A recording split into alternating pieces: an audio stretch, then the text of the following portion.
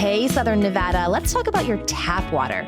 Despite its hard, mineral-rich taste, your water meets or surpasses all federal Safe Drinking Water Act standards, so don't confuse hard water with its quality.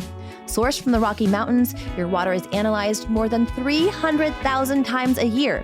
It's treated and monitored 24/7 by a team of technical experts. So get all the facts about your tap water at snwa.com. SNWA is a not-for-profit water agency.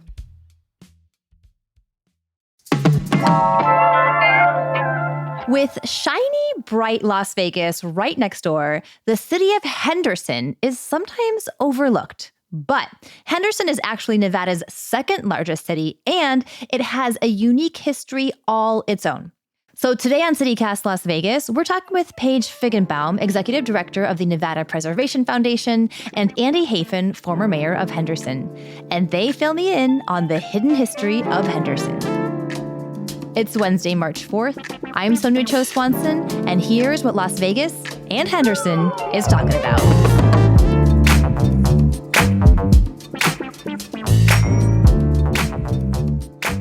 So I gotta say, as a Las Vegan, I feel like Henderson has kind of like two reputations in the valley. You know, on the one hand, there's kind of like Hendertucky, remote, backwards, run down. And then, Andy, you're laughing. Mm-hmm. And on the other hand, there's kind of the bougie Henderson, very wealthy, very exclusive, really good schools. I gotta ask, are both true? Is neither true? You know, I would say both are true. Okay. Going back a little bit, quite frankly, when I was growing up, because of the plants, which I'm sure we'll get to later on in the podcast, emitted strong odors and strong flumes of smoke prior to EPA. And so actually Henderson had the reputation of being the armpit of the nation. Oh, no. Oh, no.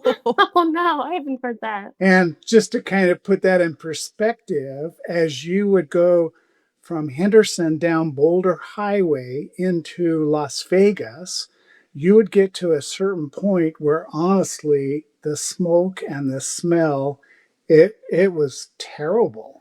Oh, geez. And thank goodness for regulations and the plants complying. Now you don't see any of the emissions and you don't get that. Every once in a while you may get a smell, but very, very infrequently. Okay. So growing up, yes, Hendertucky, we were a blue collar town because the plants are exactly what gave Henderson its start. But then as Henderson evolved, and we actually started out with Green Valley as a master plan community. And then from there, more master plan communities. And quite frankly, now I think there are some zip codes in Henderson that are actually, I think, higher than Las Vegas as far as per capita wealth. That's what I've been seeing. I think so. Yeah, Paige, you see that as well? Yeah. Well, I am curious, what is the origin story of Henderson then? Is there someone named Henderson, actually? Yes. Henderson was known as Basic originally, and then it was Senator Charles B. Henderson. So then in April 1953 is when the community officially was incorporated and renamed Henderson. And so it was based off the senator. He was actually a senator at the time that World War II had been done. And so the plants down there, Basic Management Incorporated, were kind of sitting idle. And he was very instrumental in helping sell that plant and the area to the state of Nevada. Oh, interesting.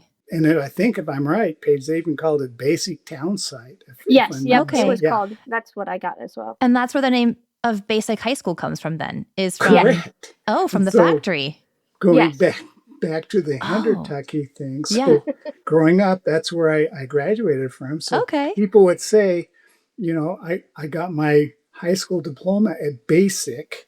And everybody thought, what's a basic diploma? I mean, is it just like a... But they didn't realize that was the name of our school. So that was just another tidbit that was kind of interesting.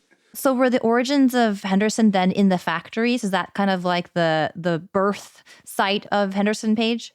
Yeah, I definitely would say that because it was built in 1941 as like a federal defense project. I think it took about 11 months to build it, if I'm remembering correctly.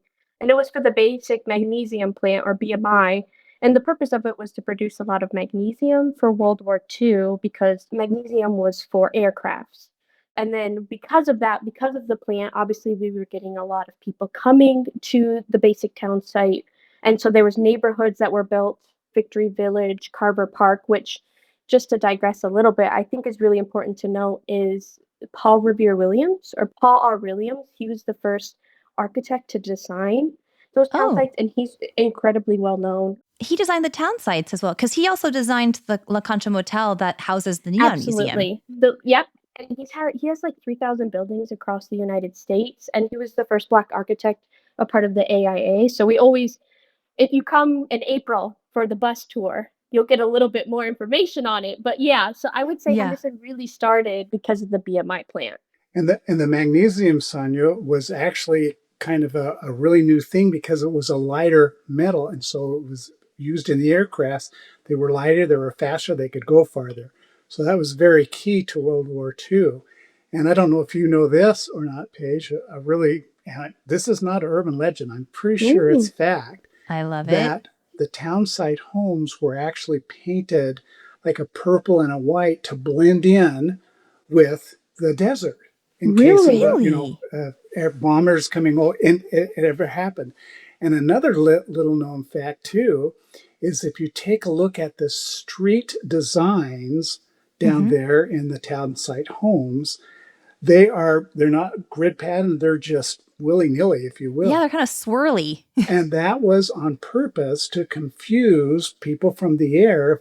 If there were any bombers that came over, it would be hard for them to get their orientation. So just two little facts That that is are pretty cool, huh? fascinating. Yeah. Yeah. that is really Well, cool. it's cool that you mentioned this because I'm looking at the streets now and they are quite swirly and curly. Not only that, but they're also named silver, magnesium, copper, manganese, Yeah. gold, platinum, Yeah. zinc. Hmm. Yes. I'm seeing a theme here. Yeah. And that's exactly comes from our origins down at the plant there with the Hmm. metals and that. So, And I think about 15,000 workers initially. It was almost like they moved overnight coming. So really, Wow. the basic town site, it was centralized for war production. And I think it's you can also see the trend of that's why there was such a rise in population in Las Vegas as well.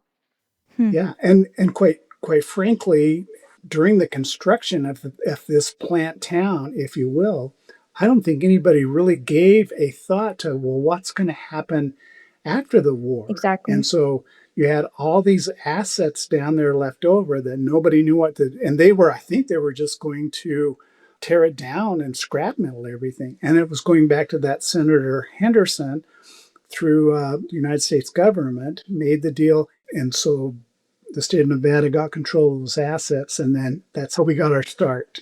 Yeah, that's fascinating. So now let's jump. You mentioned post-war. Let's go into those post-war decades because I'm just thinking in the meantime, we've got Las Vegas, the casinos are coming up, entertainment is booming. Is Henderson kind of a sleepy town throughout the, say, like 50s, 60s, and 70s? What's going on in Henderson at this time?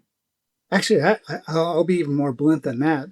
It wasn't a sleepy town. It's just that we were not, I mean, we were that Hendertucky, Yeah. low class, if you will, blue collar type, and nobody really gave us a mention. And it was that way, like I say, probably until the late 70s when Green Valley and the Mashpon communities got their start. Hmm. Because Hmm. before that, we weren't a desirable community to live in. So that's really the origin of the Hendertucky Yeah. nickname. Hmm. Paige, what happens in Henderson in starting maybe like the 70s to 80s then? Are we starting to see a population boom in Henderson at that point? Well, I think just in general in the valley, again, there was just such a resurgence. I Mm. mean, I don't want to compare to Vegas because they are two distinct and unique neighborhoods, but I think it Hmm. reflects of what's happening in Vegas is kind of echoing what's happening in Henderson. Is I'm in the 70s and 80s, they're really transitioning just statewide because we're a one industry economy in Nevada itself. So we are mostly during this time is obviously the 40s and 50s was gaming, and then it's really shifting to entertainment. And then in 70s, it was kind of shifting more to be more family focused, outdoor excursions, and just the overall. And that's kind of when the mega resorts really came in. And because of that, I mean, I think it was starting to bleed, and a lot of people were starting to live more in Henderson. Again, they were still those commercial businesses like on Water Street that were built for the BMI plant and the workers. I mean, they were still trucking along per se. But I do think it's also important to note that with Paul Revere Williams and with Carver Park and Victory Village, that was segregated. Carver Mm, Park is where the Black families were living. So I think it's also important to note during that time, obviously, it was one blip of the long civil rights movement, but in the 60s, obviously, is when kind of the continual efforts in the Valley for desegregation as well. But I mhm, think it's mhm. also really important to note that even with BMI plant, it was segregated and Henderson was, and it's still part of the history. But as Andy was talking about, I think he said it perfectly of it was more maybe the working class or blue collar families that were living in Henderson. But then, kind of to take that a little bit further, when Las Vegas started to boom, of course, here's another little less known fact that we found out while I was on council. And I don't know who did the study, but there was at one time, and I believe this was probably 80s or 90s, on four corners. I believe they're on the Strip. I don't know if it was like Tropicana in the Strip.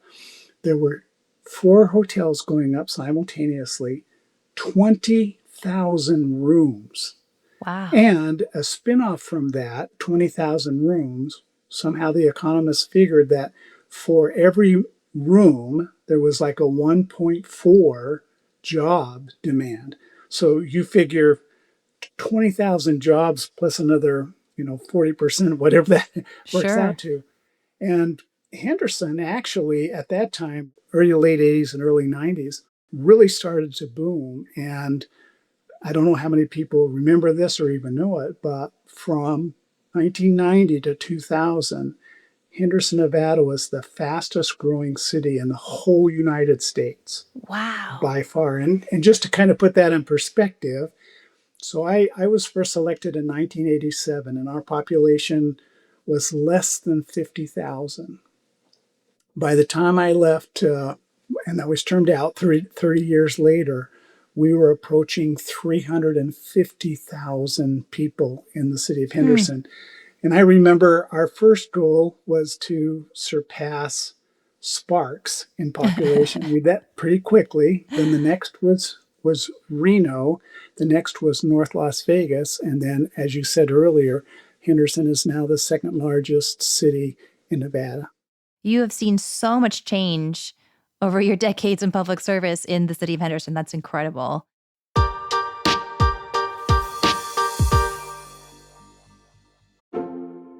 Don't miss the return of New York's famed Gilbert and Sullivan Players to Las Vegas at the UNLV Performing Arts Center on Friday, March 6th at 7:30 p.m.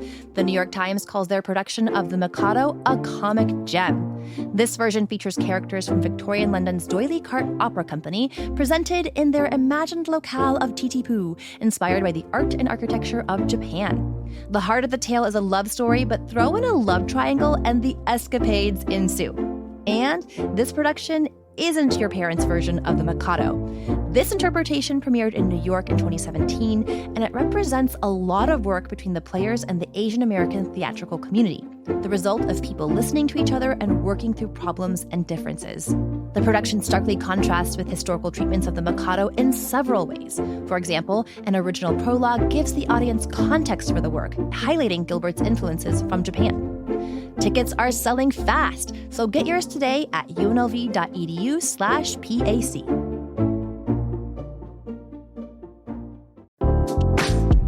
Hi, I'm David Plotz. I'm the CEO of CityCast, a podcast network that includes this show you're listening to, and also 12 other CityCasts in 12 other cities.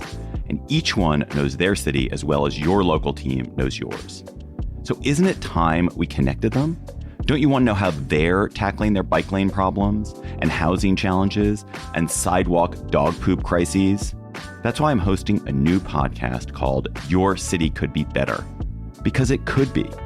Every week, I'll chat with a different host in our CityCast network about what their cities are doing right and wrong. the weird things they're trying, and the surprising successes, so that we can all learn how to make our cities a little bit better. Listen to Your City Could Be Better on YouTube or wherever you get your podcasts. Paige, with the Nevada Preservation Foundation, you focus a lot on the built history of our cities. What do you think are some of the most historically significant buildings in Henderson that people should know about? That's a great question. Because with NPF, we are partnering with the Henderson Historical Society, and you get a chance to see some of these great sites that, like the Rainbow Club on Water Street. Water Street we're going to have a pub street crawl that you'll get a chance to walk there. We'll also have a bus tour where you get the opportunity to go inside the BMI plant. And this is at in NPF's Home and History Tour coming up in April. Yes, in April. Mm-hmm. So, and we're going to have walking tours of some of the historic neighborhoods. If you guys are really interested in mid-century modern architecture, it's going to be in the Black Mountain neighborhood. But I digress a little bit. I think the one I'm always kind of drawn to is because this is how I first met Henderson Historical Society. I think the first time we ever met and talked was talking about the historic fire station, which is on West Atlantic Avenue. I think that's probably my favorite thing because I thought it was so interesting that this fire station was funded by the BMI plant.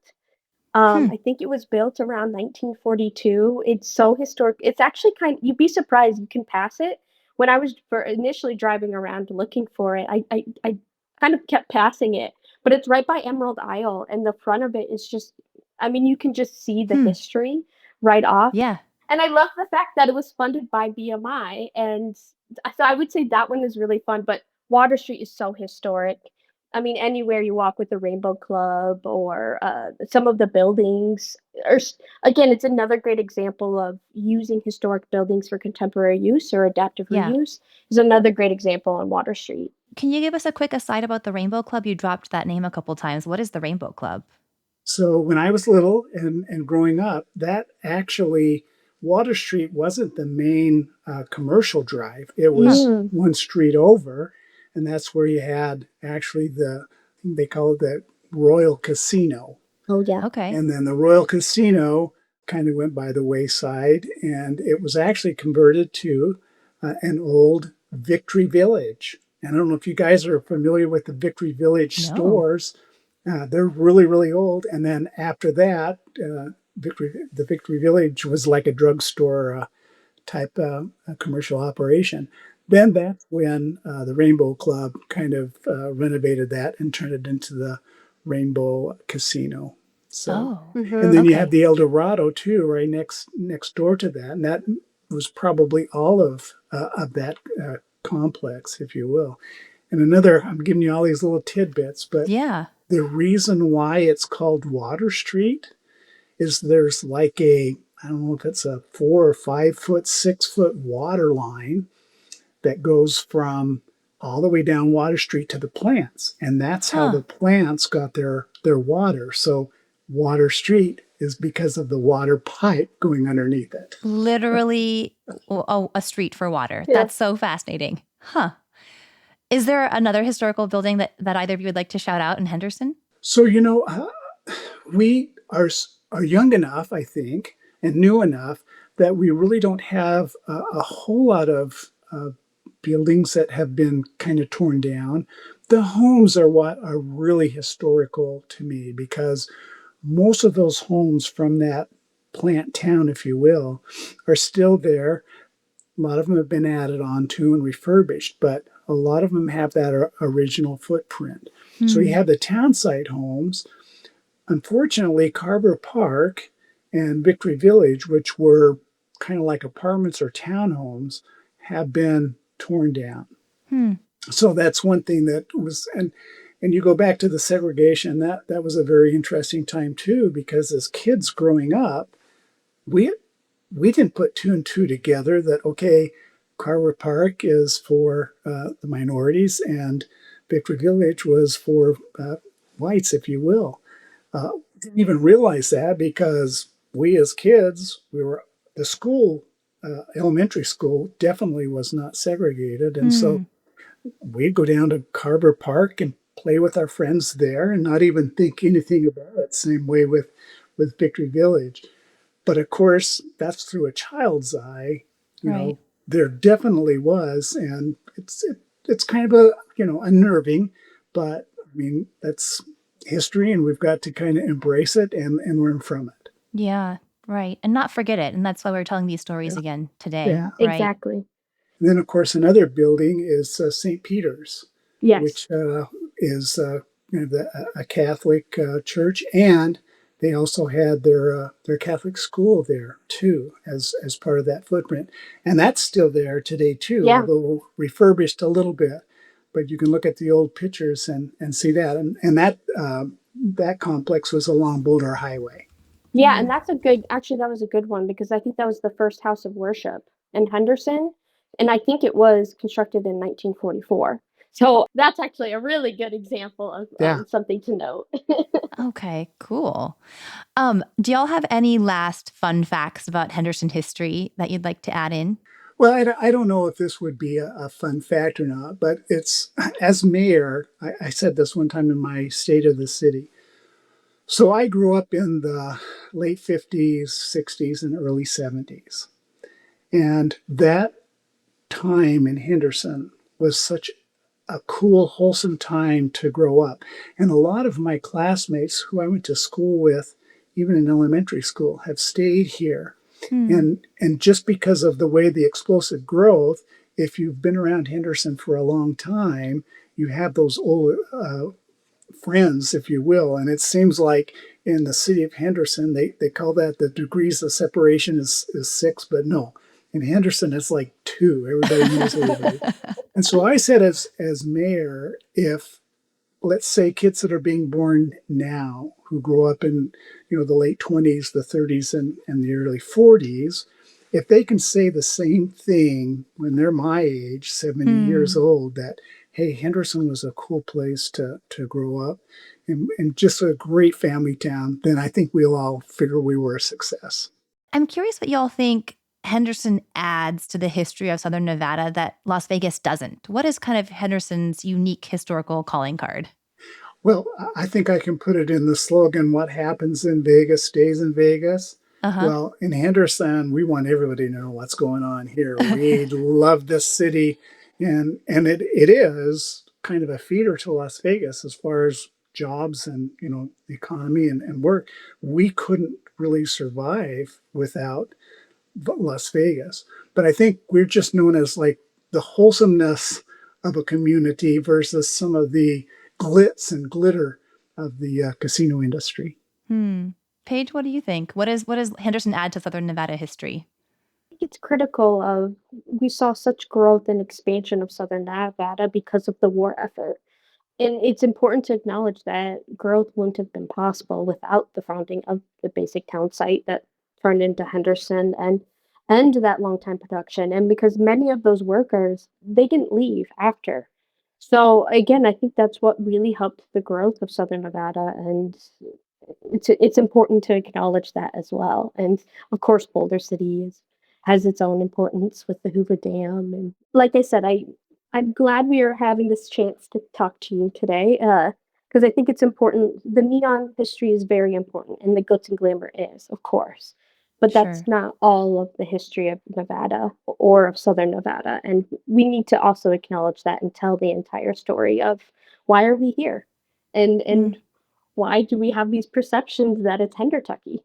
And I think it's important that we talk about it. Yeah, that's fair. And in the very end, it really is, as our motto, our slogan is, a place to call home. And that's what we want to be known for. Well, I am so glad I talked to both of you about Henderson. I've learned so many new things about no longer Hendertucky, Henderson, the revered, esteemed town of Henderson, city of Henderson. Thank you so much, Paige and Andy. Thank you very much, too. It's been a great honor. Yeah, and come meet us in April for the bus tour. Yeah. Oh, yeah. We'll be there.